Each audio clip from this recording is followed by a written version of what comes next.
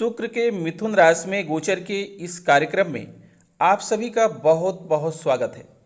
दोस्तों, शुक्र का मिथुन राशि में गोचर जो कि 2 मई 2023 की दोपहर 1:46 पर होगा, वैदिक ज्योतिष में सामान्य रूप में एक अनुकूल गोचर माना जाता है। शुक्र ग्रह अपनी स्वराशि वृषभ से निकलकर अपने मित्र बुध की राशि मिथुन राशि में गोचर करेंगे। और दोस्तों, मिथुन राशि में मंगल पहले से ही विराजमान है, तो यहाँ पर शुक्र और मंगल की युति बनेगी और यहाँ पर 30 मई 2023 की शाम 7:39 तक रहकर चंद्रमा के स्वामित्व वाली कर्क राशि में प्रवेश कर जाएंगे। ऐसे में संभावना है कि यह शुक्र गोचर सभी के लिए कुछ न कुछ अच्छा प्रदान करने वाला होगा। शुक्र नैसर्गिक रूप से शुभ ग्रह माने जाते हैं। यह वृषभ और तुला राशियों पर प्रतिनिधित्व करते हैं और शनि की राशियों मकर और कुंभ के लिए केंद्र व त्रिकोण के स्वामी होकर योग कारक ग्रह बन जाते हैं। शुक्र भोग और विलास प्रदान करने वाले ऐसे ग्रह हैं जिनकी कृपा आज के समय में हर कोई प्राप्त करना चाहता है। तो आइए जानते हैं दोस्तों, शुक्र क्या हैं। दोस्तों, शुक्र हमारे जीवन पर क्या प्रभाव डालते हैं। आपको बता दें कि ज्योतिष शास्त्र में शुक्र को धन, वैभव, ऐश्वर्य, समृद्धि, संपन्नता, लव, रोमांस, विवाह, संतान, लग्जरी और विलासिता का कारक माना जाता है। शुक्र प्रेम है, शुक्र आकर्षण है और ग्लैमर है। शुक्र ही संतान उत्पत्ति के कारक हैं, जिससे ये संपूर्ण सृष्टि आगे बढ़ती है। दुनिया की वह सभी चीज़ें जिसमें आकर्षण होता है, जिन चीज़ों में चमक दमक है, ग्लैमर है और जिसे पाकर हमें संतुष्टि महसूस होती है, वह सभी चीज़ें शुक्र के प्रभाव से ही संभव होती हैं। शुक्र कला और सौंदर्य के कारक हैं। ज्योतिष शास्त्र में शुक्र को दैत्य गुरु माना जाता है। शुक्र परम ज्ञानी भी हैं। शुक्र हमारी इच्छाओं और सपनों का प्रतिनिधित्व करते हैं। अगर कुंडली में शुक्र बली हो तो ऐसे जातक की हर इच्छा पूरी होती है। ऐसा जातक सुख, वैभव और विलासिता का भोग करता है। शुक्र में कुंडली के सभी दोषों को दूर करने की क्षमता होती है। शुक्र व्यक्ति को लोकप्रिय बनाते हैं और आपको एक महान पब्लिक फिगर बनाते हैं। ऐसे जातक जिनकी कुंडली में शुक्र बली हो, वह सिनेमा जगत, टीवी सीरियल व मॉडलिंग के क्षेत्र में नाम, यश व अकूत धन संपदा अर्जित करते हैं। शुक्र के बिना जीवन बिल्कुल नीरस है। न धन होगा, न सुख होगा, न प्रेम होगा, न आकर्षण होगा और न ही सुख सुविधाएं होंगी। ऐसे जातक जिनके जीवन में शुक्र की महादशा या अंतर्दशा चल रही हो, जिनकी राशि शुक्र की राशि तुला या वृषभ हो, या शुक्र के मित्र ग्रहों की राशि मकर, कुंभ, मिथुन या कन्या राशि के जातक शुक्र से विशेष तौर पर प्रभावित होते हैं। शुक्र लक्ष्मी के कारक होते हैं, धन के कारक होते हैं। शुक्र बुध के मित्र हैं। शुक्र प्रेम और भक्ति के ग्रह होते हैं। शुक्र कला के कारक हैं।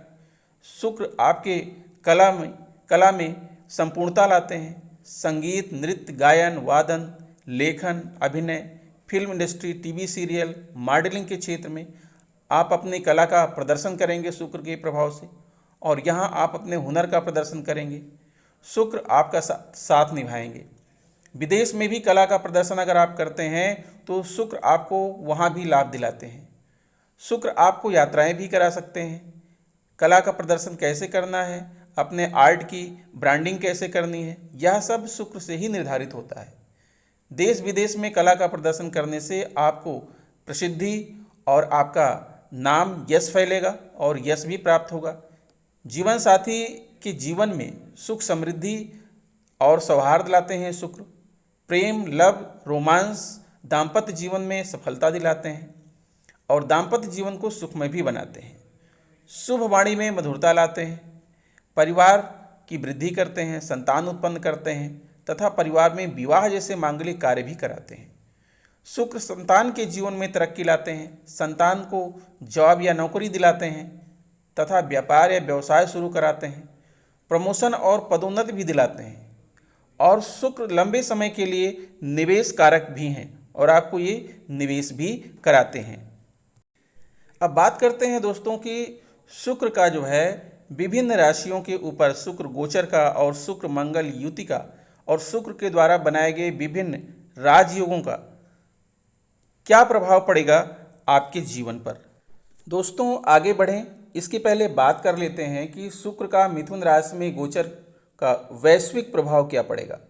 तो आपको बता दें कि शुक्र के गोचर के दौरान भारत को दक्षिण या दक्षिण पश्चिम देशों से समर्थन मिल सकता है और यह देश हमारे साथ आर्थिक और राजनीतिक संबंध बना सकते हैं।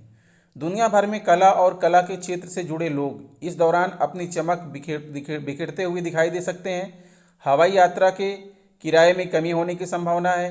दूध, दही और पैक्ड फूड आदि डेयरी प्रोडक्ट से संबंधित व्यापार करने वाले डीलर्स और निर्माताओं को इस अवधि में अच्छा मुनाफा होने के आसार हैं। देश की आर्थिक स्थिति में सुधार देखने को मिल सकता है। साथ ही मुद्रास्फीति में भी कमी आ सकती है। शुक्र के राशि परिवर्तन के दौरान कृषि उत्पादन, रिसर्च और कृषि से जुड़ी अन्य गतिविधियों में बढ़ोतरी देखने को मिल सकती है। दुनिया भर में परफ्यूम से संबंधित कारोबार में तेजी आ सकता है। विश्व में फैशन उद्योग, मनोरंजन और मीडिया जगत काफ़ी मुनाफा कमाएंगे। शुक्र का मिथुन राशि में गोचर का एक सरल और अचूक उपाय भी आप जान लीजिए। माता लक्ष्मी की आराधना करें और महालक्ष्मी स्तोत्र का पाठ करें। शुक्रवार के दिन व्रत करें, साथ ही देवी कवच का पाठ करना चाहिए। जातक की कुंडली में शुक्र की स्थिति के आधार पर हीरा या फिर ओपल रत्न धारण करें। सफ़ेद और गुलाबी रंग के कपड़े ज़्यादा से ज़्यादा पहनें। प्रतिदिन रुद्राभिषेक करें, गाय को गुड़ और गेहूँ खिलाएं। शुक्र यंत्र की स्थापना करें और नियमित रूप से पूजन करें। आइए अब विश्लेषण करते हैं मीन राशि के जातकों की कुंडली का। तो दोस्तों 2 मई को शुक्र जो है आपके चतुर्थ भाव में प्रवेश करके मंगल के साथ युति कर रहे हैं, जैसा कि आप देख पा रहे हैं ग्रहों की स्थितियां। और सबसे बड़ी बात दोस्तों ये है कि आपकी कुंडली में एक राजयोग बन रहा है और वो राजयोग है केंद्र त्रिकोण राजयोग। और वो राजयोग बनता कैसे है हम आपको बता रहे हैं कि कुंडली का जो केंद्र भाव है लग्न भाव, चतुर्थ भाव, सप्तम भाव और दसम भाव तथा त्रिकोण भाव लग्न भाव, पंचम भाव और नवम भाव, अगर इनके स्वामी आपस में कहीं युति करते हैं तो केंद्र त्रिकोण नामक राजयोग का निर्माण होता है। तो आप देख पा रहे हैं कि आपके लग्न भाव के स्वामी हैं, प्रथम भाव के स्वामी हैं गुरु, और आपके जो है यहाँ पर आप देख पा रहे हैं कि इस समय आपका जो तृतीय भाव है, तृतीय भाव के स्वामी हैं बुध। तो लग्न भाव जो आपका त्रिकोण भाव है और तृतीय भाव जो आपका है जहाँ पर 3 यानी कि दिख रहा है चतुर्थ भाव कहेंगे, जहाँ 3 लिखा है यहाँ के स्वामी बुध हैं और जहाँ 12 लिखा है यहाँ के स्वामी गुरु हैं। तो प्रथम भाव आपका त्रिकोण भाव हो गया और चतुर्थ भाव आपका जो हो गया ये आपका केंद्र भाव हो गया। तो यहाँ त्रिकोण और केंद्र मिलकर के साथ में युति कर रहे हैं। आपके द्वितीय भाव में गुरु और बुध जो है युति कर रहे हैं। तो इस प्रकार से यहाँ पर केंद्र त्रिकोण नामक राशियों का निर्माण हो रहा है। और साथ में आपके चतुर्थ भाव में, जो कि चतुर्थ भाव है जिसे कहते हैं घर परिवार, माता, संपत्ति, भूमि, वाहन, अचल संपत्ति, बुढ़ापा, मेडिटेशन, यहाँ पर पारिवारिक जीवन, यहाँ पर मंगल और शुक्र की युति हो रही है। और साथ में जो आपका द्वितीय भाव जिसे धन का भाव कहते हैं, परिवार व रिश्तेदार, मान सम्मान, मैत्री भाव कहते हैं, यहाँ पर गुरु विद्यमान है और बुध विद्यमान है। तो आपकी कुंडली में बहुत ही अच्छा योग बन रहा है और आपको जो है इसका बहुत ही अच्छा परिणाम प्राप्त होने वाला है। दोस्तों केंद्र त्रिकोण राजयोग के अनुकूल प्रभाव से जातकों के धन में वृद्धि होती है। जिन जातकों की कुंडली में राजयोग होता है उन्हें जीवन में सफलता मिलती है। इसके साथ ही वे अपने कैरियर में बहुत तरक्की हासिल करते हैं। जिन जातकों की कुंडली में राजयोग होता है वे दिमाग से काफ़ी तेज और मेहनती होते हैं। एक बार अगर ये लोग किसी काम को करने का सोच लें तो निश्चित ही उसे अंजाम देते हैं। साथ ही ऐसे जातक अपना जीवन खुशी से व्यतीत करते हैं और हर एक क्षेत्र में एक राजा के समान ही रहते हैं। केंद्र त्रिकोण राजयोग धन, समृद्धि, संपत्ति, सफलता, आनंद, विलासिता प्रदान करता है। यह पारिवारिक जीवन में शांति और एक अच्छा कैरियर भी देता है। केंद्र त्रिकोण राजयोग जातक के लिए भाग्यशाली माना जाता है, जिसके परिणाम स्वरूप भाग्योदय, पेशे में उन्नति, सरकारी या कॉरपोरेट कार्यालय में शीर्ष स्थान मिलता है।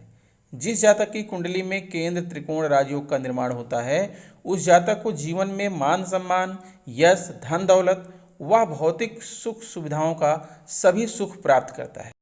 ज्योतिष शास्त्र के अनुसार राजयोग का मतलब कोई राजा बनने से नहीं, बल्कि यश, सफलता और समृद्धि के योग से है। अगर कुंडली में राजयोग मजबूत है तो उसे कम प्रयासों में ही अच्छा जीवन प्राप्त होता है, लेकिन अगर राजयोग कमजोर है तो उसे जीवन में सभी सुख प्राप्त करने के लिए बहुत मेहनत करनी पड़ती है। अगर राजयोग निश्चित आयु में शुरू होता है तो उस व्यक्ति को सभी सुख मिलते हैं।